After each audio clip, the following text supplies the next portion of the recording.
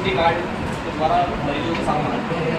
अभी एक कुत्ता, मैंने आपको मीडिया के माध्यम से उसे भी आपको प्रेषित किया, उसने एक कुत्ता मांस का टुकड़ा लेकर के जी के वहाँ पर रखा है, और वो मांस का टुकड़ा इंसान का है कि जानवर का है, इसको जाँच का विषय। लेकिन वो कुत्ता खाने के बाद वो कुत्ता जब वो उसके में इन्फेक्शन मिलेगा, वो किसी को अगर काट देगा तो इतना गंभीर मामला कुत्ता ना उसको हटाएं। हमारा कुत्ता ना ये एक है, 10 पुलिस वाले थोड़ी हटाएगा। तो नगर निगम में कोई कुत्ता भी है क्या? तो वहाँ ऐसे कुत्ते हटवा दीजिए, ठीक है ना? अभी और बताइए। विषय ये है कि मुझे कि नोडल अधिकारी होने के बाद में देखो वहाँ का चालू व्यवस्था इस संबंध में हमारा निवेदन है कि उनको हटाया जाए। आप जिनको अनुभव वास्तविकता में एमजी हॉस्पिटल समझ सकता हूँ उनको संभालिए, क्योंकि देवाल जिले का में सबसे महत्वपूर्ण हॉस्पिटल है, कहीं 150 किलोमीटर यहाँ पर अधिकारी आते हैं, और ये फसल साफी के लिए कहीं अभी भी उनकी लेकर के विषय आया है, भी आपको इस विषय से अवगत करने की बहुत ज़्यादा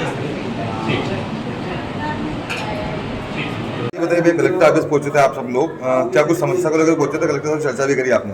विषय था एमजी हॉस्पिटल को लेकर के, हमने कलेक्टर महोदय से चर्चा की जन सुनवाई में, उन्हें अवगत कराया कि एमजी हॉस्पिटल की स्थिति बद से बदतर हो चुकी है। नोडल अधिकारी अभिषेक शर्मा जी अपने दायित्वों का निर्वाह नहीं कर पा रहे, सिविल सर्जन बसंत सातवा जी वो अपने कर्तव्यों से लापरवाह है। उनके द्वारा उनके कार्यकाल में इतनी सारी घटनाएं घटित हो रही जिससे हॉस्पिटल की स्थितियां बहुत ज़्यादा खराब हो चुकी है। हमने उनसे मांग की इन दोनों को हटाया जाए। कारण एक तो वहाँ पर व्यवस्थाएं इतनी खराब हुई है जिससे कि आपस में स्टाफ और जनता के बीच में समन्वय नहीं होने के कारण वहाँ पे झगड़े हो रहे हैं। उसके बाद आप देखेंगे कि एक कुत्ता, 2 दिन पहले का वीडियो है जिसके अंदर उस कुत्ते ने पूरे परिसर के अंदर एक मांस का टुकड़ा है, जो कि मुझे जानकारी मिली है कि वो एक महिला का एक शरीर का एक हिस्सा है जो वो लेके घूम रहा है। ये जांच का विषय है, क्योंकि वो लेके घूम रहा है तो वो कहाँ से आया, वो कुत्ता वहाँ तक कैसे पहुँच गया, ये एक बहुत गंभीर विषय है। हमने उनसे जांच की मांग की है, इसकी जांच होनी चाहिए।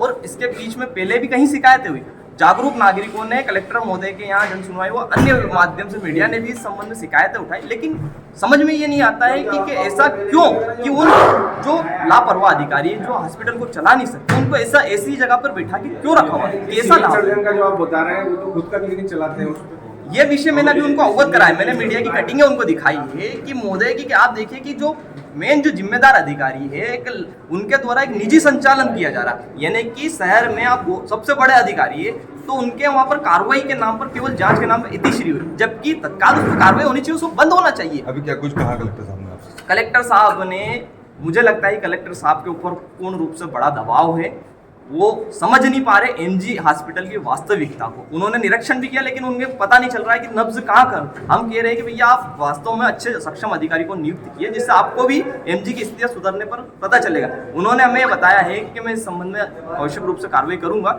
लेकिन अगर मान लीजिए वो कार्रवाई नहीं करते तो शिवसेना आम जनता के साथ में मिल करके एमजी हॉस्पिटल के बाहर धरना आंदोलन करेगी। आपका परिचय? शिवसेना देवास जिला अध्यक्ष सुनील वर्मा।